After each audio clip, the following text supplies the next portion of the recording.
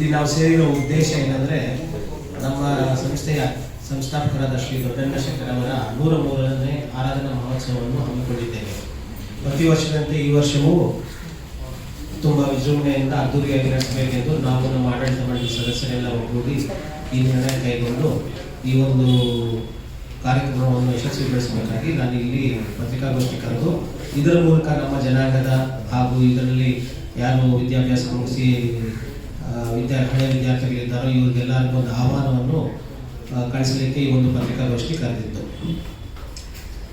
ಈಗಾಗಲೇ ಹೇಳಿರುವ ಹಾಗೆ ಈ ಲಕ್ಷ್ಮೀ ನರಸಿಂಹಸ್ವಾಮಿ ಧರ್ಮ ಸಂಸ್ಥೆ ಭಾರತದಲ್ಲೇ ಒಂದು ವಿಭಿನ್ನವಾದ ವಿಶಿಷ್ಟವಾದ ಒಂದು ಧರ್ಮ ಸಂಸ್ಥೆ. ಏಕೆಂದರೆ ಇಲ್ಲಿ ಫ್ರೀ ಹಾಸ್ಟೆಲ್ ಫೆಸಿಲಿಟೀಸ್ ಆಗಲಿ, ಫ್ರೀ ಎಜುಕೇಷನ್ನು ಮತ್ತು ಇನ್ನು ಎಲ್ಲ ಒಂದು ವಿಧವಾದ ವಿದ್ಯಾರ್ಥಿಗಳಿಗೆ ಸೌಕರ್ಯಗಳು ಇದೆಲ್ಲ ಉಚಿತವಾಗಿ ನೀಡಲ್ಪಟ್ಟಿದೆ.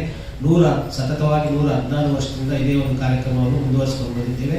ಯಾವುದೇ ಆದ ಒಂದು ಸರ್ಕಾರದ ಅನುದಾನ ಆಗಲಿ ಅಥವಾ ಬೇರೆಯವರ ಒಂದು ಅನುದಾನವಾಗಲಿ ತಗೊಳ್ಳದೆ ನಮ್ಮದೇ ಆದ ಒಂದು ಸ್ವಂತ ಒಂದು ಸೋರ್ಸನ್ನು ನಾವು ಮಾಡಿಕೊಂಡು ಇದು ಮಾಡಿರೋದು. ಈ ಒಂದು ಕಾರ್ಯಕ್ರಮಕ್ಕೆ ನಮ್ಮ ದೊಡ್ಡಣ್ಣಶೇಖರ್ ಅವರು ತಮ್ಮ ಐಶ್ವರ್ಯವನ್ನೆಲ್ಲ ದಾನ ಕೊಟ್ಟು ಆ ಒಂದು ಸಂಸ್ಥೆಯ ಒಂದು ಏಳಿಗೆಗಾಗಿ ತಮ್ಮ ಸರ್ವ ಒಂದು ಏನು ಒಂದು ಶ್ರಮ ಎಲ್ಲನೂ ಇದಕ್ಕೆ ದಾನ ಮಾಡಿ ಇದನ್ನು ಇದು ಮಾಡಿದ್ದಾರೆ, ಏನೋ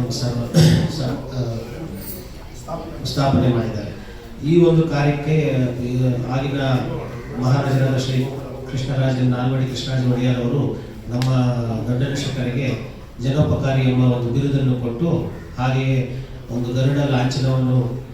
ಗಂಡಬೇರುಂಡ ಲಾಂಛನವನ್ನು ಕೂಡ ಕೊಟ್ಟು ಅವರನ್ನು ಸನ್ಮಾನಿಸಿದ್ದಾರೆ. ಈ ಜಾಗ ಕೂಡ ಅವರಿಂದನೇ ಸುಮಾರು 5.5 ಎಕರೆ ಜಾಗ ಸಿಟಿ ಮಾರ್ಕೆಟ್ ಸೆಂಟ್ರಲ್ಲಿ ಆಗಿನ ಕಾಲದಲ್ಲಿ ದೊಡ್ಡಣ್ಣಶೆಟ್ರು ಅವರಿಂದ ಸ್ವಂತಕ್ಕೆ ಖರೀದಿ ಮಾಡಿ ಮತ್ತೆ ಇದು ಜನಾಂಗದ ಏಳಿಗೆಯಾಗಿ ದಾನವನ್ನು ನೀಡಿರುತ್ತಾರೆ.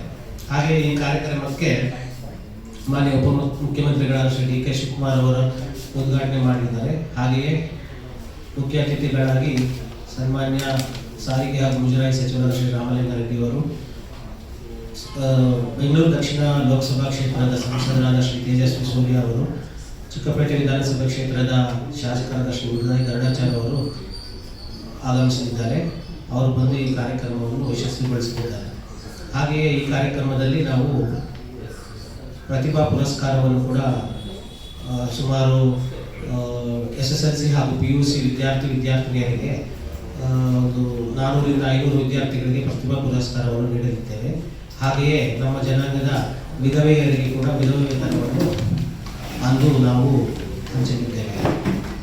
ಇದಲ್ಲದೆ ನಮ್ಮ ಜನಾಂಗದವರು ಸುಮಾರು 3,000ರಿಂದ 4,000 ಜನ ಸೇರುವ ನಿರೀಕ್ಷೆ ಇದೆ. ಪ್ರತಿ ವರ್ಷದಂತೆಯೂ ಕೂಡ ಈ ವರ್ಷ ಕೂಡ ಈ ಒಂದು ಆರಾಧನಾ ಮಹೋತ್ಸವ 103ನೇ ಆರಾಧನಾ ಮಹೋತ್ಸವ ತುಂಬ ವಿಜೃಂಭಣೆಯಿಂದ ನಡೆಸಲಿದ್ದೇವೆ. ತಮ್ಮಲ್ಲಿ ನಾನು ವಿನಂತಿಸುವುದೇನೆಂದರೆ, ಎಲ್ಲರಿಗೂ ನಾವು ಆಹ್ವಾನ ಪತ್ರಿಕೆಗಳನ್ನು ಕಳಿಸಿದ್ದೇವೆ. ನಮ್ಮ ಜನಾಂಗದವರಿಗೆಲ್ಲ ಯಾರಿಗೆ ತಲುಪಿಲ್ಲವೋ ತಮ್ಮ ಮೂಲಕ ಈ ಒಂದು ನ್ಯೂಸ್ ಪೇಪರ್ಸಲ್ಲಿ ಇದು ಬರೋದ್ರಿಂದ ಅವರು ಇದನ್ನೇ ಆಹ್ವಾನ ಪತ್ರಿಕೆ ಎಂದು ಭಾವಿಸಿ ಅಂದು ಬರಲಿಕ್ಕೆ ಸಹಕಾರ ಆಗಬೇಕು ಅಂತ ಈ ಒಂದು ಪತ್ರಿಕಾಗೋಷ್ಠಿಯ ಉದ್ದೇಶ.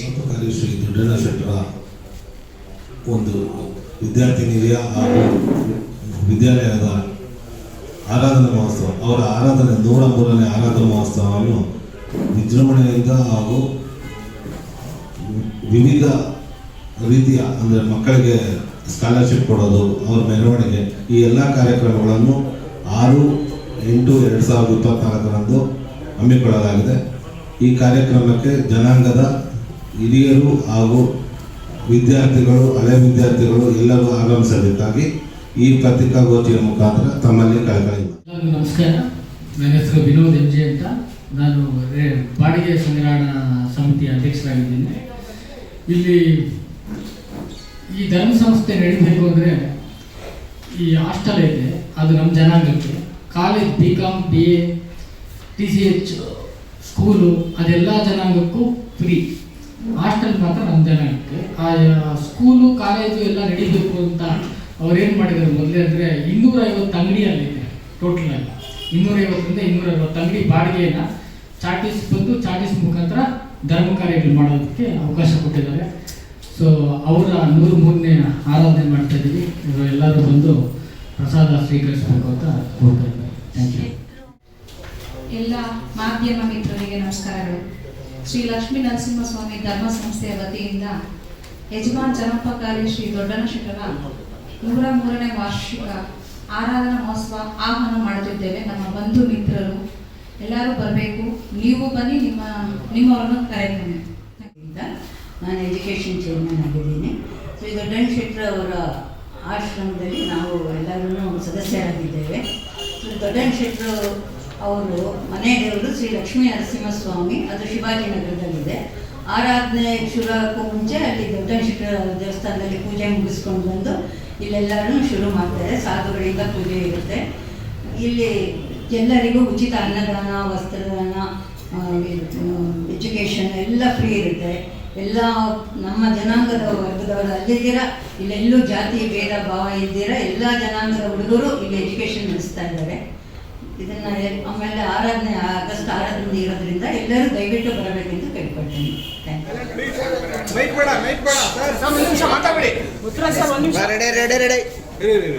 ಆರನೇ ಆಗಸ್ಟ್ 2024ರಂದು ನಮ್ಮ ಲಾನಾ ಧರ್ಮ ಸಂಸ್ಥೆಯ ಸಂಸ್ಥಾಪಕರಾದ ಶ್ರೀ ದೊಡ್ಡಣ್ಣ ಶೆಟ್ಟರ್ ಅವರ 103ನೇ ಆರಾಧನಾ ಮಹೋತ್ಸವವನ್ನು ಏರ್ಪಡಿಸಿದ್ದೇವೆ. ಈ ಅಂಗವಾಗಿ ನಮ್ಮ ಜನಾಂಗದವರೆಲ್ಲರಿಗೂ ಈ ಪತ್ರಿಕಾಗೋಷ್ಠಿ ಮುಖಾಂತರ ಆಹ್ವಾನವನ್ನು ನೀಡಲು ಇಂದು ನಾವೆಲ್ಲ ಇಲ್ಲಿ ಸೇರಿದ್ದೇವೆ. ಈ ಒಂದು ಲಾನಾ ಧರ್ಮ ಸಂಸ್ಥೆ 116 ವರ್ಷ ಇತಿಹಾಸವುಳ್ಳ ಒಂದು ಧರ್ಮ ಸಂಸ್ಥೆ. ಇಲ್ಲಿ ವಿದ್ಯಾಭ್ಯಾಸ ಹಾಗೂ ಅನ್ನದಾಸೋಹವನ್ನು ನಿರಂತರವಾಗಿ ಮಾಡಿಕೊಂಡು ಬಂದಿರುತ್ತೇವೆ. ಈಗೂ ಕೂಡ ಅದನ್ನೇ ಮುಂದುವರಿಸಿಕೊಂಡು ನಾವು ಈ ಒಂದು ಸಂಸ್ಥಾಪಕರಾದ ದೊಡ್ಡಣ್ಣ ಶೆಟ್ಟರ್ ಅವರಿಗೆ ಒಂದು ಗೌರವಪೂರ್ವಕವಾಗಿ ಅವರ ಒಂದು ಪುಣ್ಯತಿಥಿಯನ್ನು ತುಂಬ ವಿಜೃಂಭಣೆಯಿಂದ ನಡೆಸಬೇಕೆಂದು ನಾವೆಲ್ಲ